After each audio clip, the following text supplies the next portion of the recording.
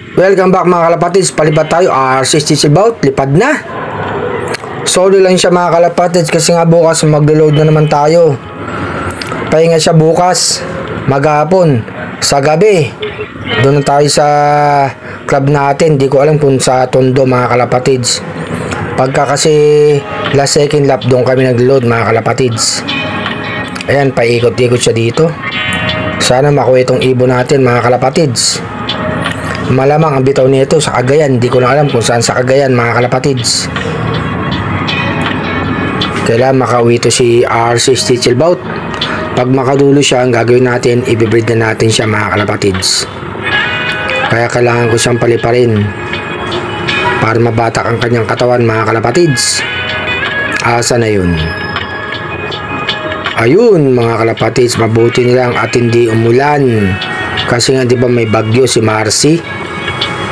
Nasa kondo na mga kalapatids. Ito na siya mga kalapatids, nandito na. Mukhang bababa na. Bababa na kaya ito mga kalapatids. Ayan, antayin natin.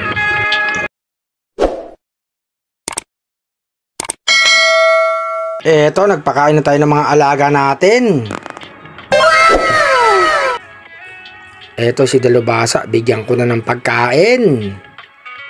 Nanunuka ka pa ha? Biglang lumitaw si R60 Chillbout. Eto na siya mga kalapatids oh. Papasok na kaya yan? Talo na. Na makakain ka na dyan. Nagdadalong isip ka pa. Ayan mga kalapatids, ayaw pang pumasok. Eto, pagkain mga kalapatids oh. Ayan, lalapag ko na. Pinakain ko na yung pares niya.